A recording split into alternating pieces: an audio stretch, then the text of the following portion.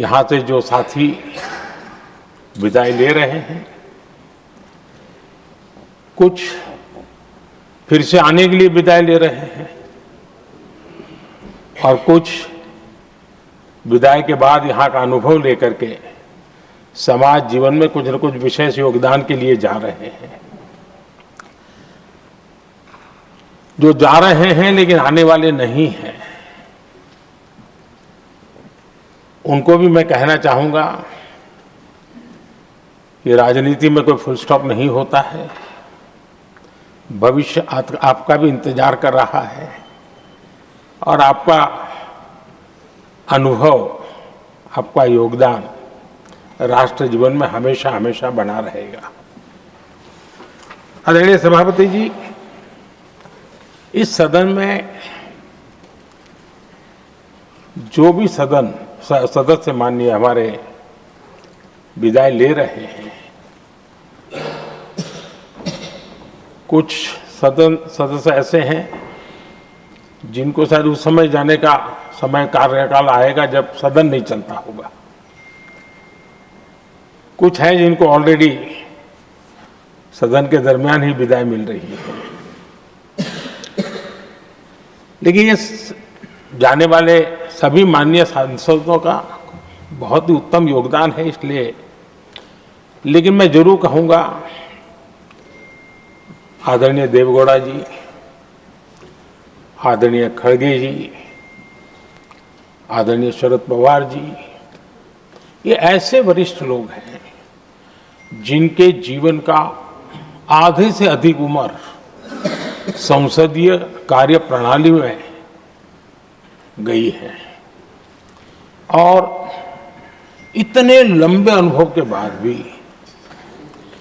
सभी नए सांसदों ने सीखना चाहिए वैसे समर्पित भाव से सदन में आना, जो भी हमसे उनसे बन सकता है उतना योगदान करना,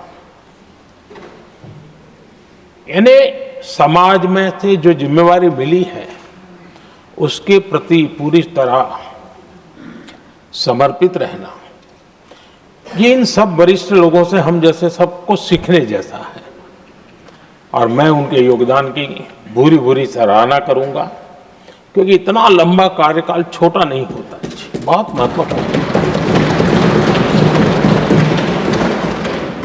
उसी प्रकार से हमारे उपसभापति जी हरिवंश जी विदाई ले रहे हैं।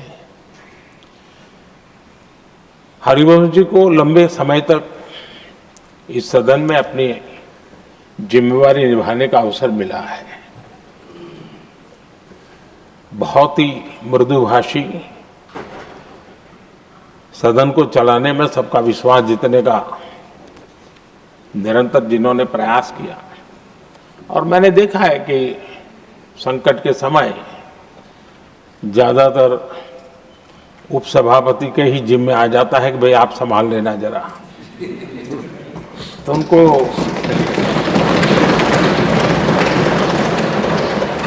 एक लंबा एक्सपीरियंस होता है, सबको जान भी लेते हैं, भली बात ही जान लेते हैं, लेकिन उनका भी योगदान। और जब भी, और मैंने देखा कि जब सदन का समय नहीं होता है तो देश के कोने में कहीं न कहीं वो यूथ के साथ मिलना जुलना, देश की परिस्थितियों के संबंध में उनको अवगत कराना, उनमें एक देश के प्रति संवेदनाएं पैदा करने का वो निरंतर काम। वे कलम के धनी तो है ही हैं, लेकिन कर्म कठोर के नाते भी मैं कहूंगा कि उन्होंने भारत के हर कोने में जाकर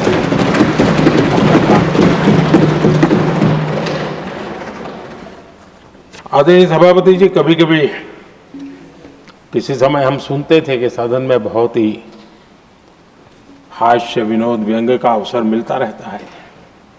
इन दिनों शायद धीरे धीरे कम होता जा रहा है, क्योंकि 24/7 मीडिया की दुनिया ऐसी है कि हर कोई कॉन्शियस रहता है। लेकिन हमारे आठवले जी हैं जी, सदाबहार है।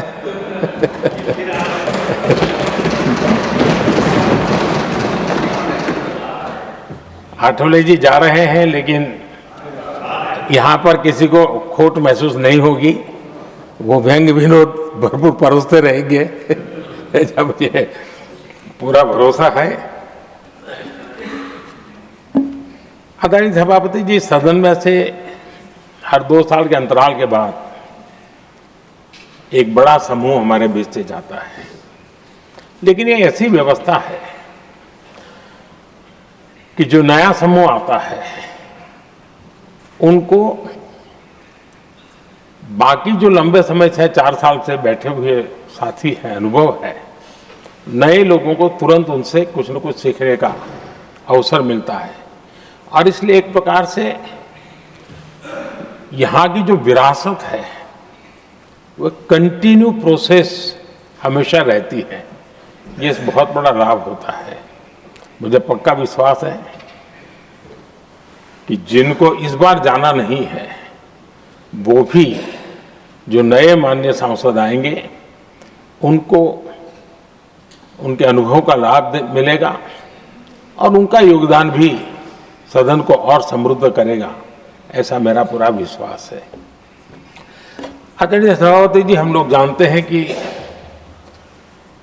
जीवन में या सार्वजनिक जीवन में जब भी कोई महत्वपूर्ण निर्णय करना होता है तो परिवार के लोग बैठ करके मन बना लेते हैं कि ऐसा करना है, लेकिन फिर भी कहते हैं अरे ऐसा करो, उनसे जरा पूछ लीजिए, एक सेकंड ओपिनियन ले लीजिए किसी वरिष्ठ से। और घर में वरिष्ठ नहीं तो कहेंगे मोहल्ले में देखो भाई वो काफी अनुभवी है, जरा उनसे पूछ लो एक बार उनका मन क्या करता है।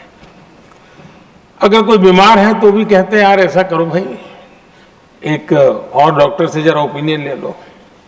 सेकंड ओपिनियन का बहुत महत्व होता है। मैं समझता हूँ हमारी संसदीय प्रणाली में इस सेकंड ओपिनियन की बहुत बड़ी ताकत रही है। एक सदन में कुछ निर्णय होता है, दूसरे सदन में फिर आता है सेकंड ओपिनियन के लिए। अगर इस सदन में होता है तो उस सदन में जाता है सेकंड ओपिनियन के लिए। और ये सेकंड ओपिनियन उस सारी बहस को, उस सारे निर्णय प्रक्रिया को एक बहुत बड़ा नया आयाम दे देती है।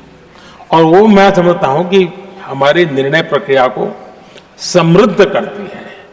तो इसलिए सदन में जो माननीय सांसद बैठते हैं उनके लिए एक खुलापन रहता है कि भाई चलो इस सदन में नहीं तो उस सदन में एक अच्छा ओपिनियन नया आएगा, उस सदन में नहीं तो इस सदन में एक नया ओपिनियन आएगा।